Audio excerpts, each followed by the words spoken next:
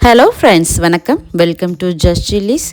இன்றைக்கி நம்ம சேனலில் பார்க்க போகிறது தைப்பூசம் ஸ்பெஷலாக நம்ம முருகருக்கு பிடித்தமான கந்தரப்பம்.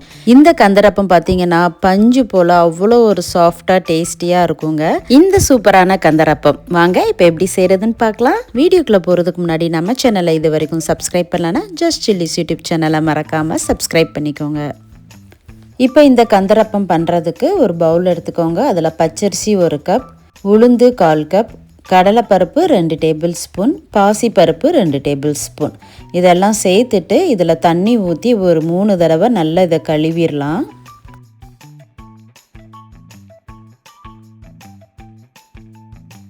இப்போ இதை ஊற வைக்கிறதுக்கு தேவையான அளவு தண்ணி ஊற்றிக்கலாம். இப்போ கடைசியாக இது கூட வெந்தயம் ஒரு 1/4 டீஸ்பூன் சேர்த்துக்கலாம். சேர்த்துட்டு இதை மூடி போட்டு மூடி வச்சிடலாம். இது கிட்டத்தட்ட ஒரு 3 மணி நேரம் ஊறட்டும். இப்போ 3 மணி நேரம் கழித்து பாருங்கள், அரிசி பருப்பு எல்லாமே நல்லா ஊறி இருக்குங்க. இப்போ இது தண்ணியெல்லாம் வடிகட்டி தனியாக எடுத்து வச்சிடலாம். அடுத்ததாக ஒரு மிக்சி ஜார் எடுத்துக்கோங்க. அதில் துருவின தேங்காய் 1/2 கப், ஒரு 4 ஏலக்காய் இதை சேர்த்துட்டு ஒரு தடவை நல்லா அரைச்சிட்டு வந்துடலாம். அடுத்ததாக இது கூட நம்ம ஏற்கனவே வடிகட்டி வச்சுருந்த அரிசி பருப்பு இது எல்லாமே நம்ம சேர்த்துக்கலாம். சேர்த்துட்டு இதில் கொஞ்சமாக தண்ணி சேர்த்து அரைச்சிக்கோங்க. நிறைய தண்ணி ஊற்றிட வேண்டாம். ஏன்னா வெல்லம் போட்டு அரைக்கும் போது கூட கொஞ்சம் தண்ணி ஆயிரும். அதனால் தேவைப்பட்டால் கொஞ்சமாக சேர்த்து நல்லா மையாக அரைச்சி எடுத்துக்கோங்க. அடுத்ததாக இது கூட வெல்லம் 3/4 கப் சேர்த்துக்கிறேன். 3/4 கப்லேருந்து 1 கப்பு வரைக்கும் சேர்த்துக்கலாம். நான் சேர்த்துருக்கிற அந்த 3/4 கப்பு கரெக்டாக இருக்கும். நல்ல இனிப்பு சாப்பிடுவீங்க அப்படின்னா 1 கப் வெல்லம் சேர்த்துக்கோங்க. வெல்லம் சேர்த்துட்டு இதையும் நல்லா அரைச்சிக்கலாம். இப்போ அரைச்சதுக்கப்புறம் இது ஒரு பவுலில் சேர்த்துக்கோங்க. இது கூட உப்பு ஒரு பிஞ்ச் அளவு சேர்த்து இதை நல்லா கலந்து கொடுத்துக்கோங்க. இதோட கன்சிஸ்டன்சி பார்த்திங்கன்னா இந்த அளவுக்கு இருக்கணும். தோசை மாவு பதத்துக்கு இருக்கிற மாதிரி பார்த்துக்கோங்க, ரொம்ப தண்ணியாயிடக்கூடாது. இப்போ இதை பொரிக்கிறதுக்கு கடாயில் எண்ணெய் ஊற்றி எண்ணெயை நல்லா சூடு பண்ணிக்கோங்க. இந்த சூடான எண்ணெயில் கொஞ்சமாக மாவை ஊற்றி பொரிச்சிடலாம்.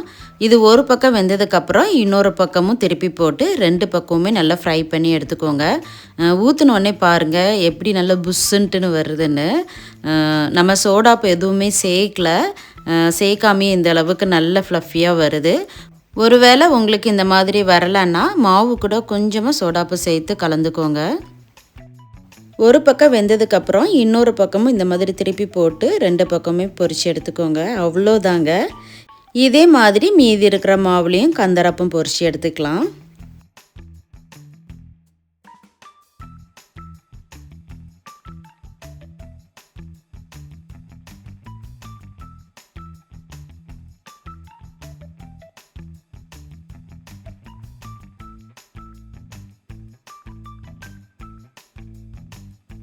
பாருங்கள், கந்தரப்பம் நல்லா சூப்பராக ரெடி ஆகிட்டு.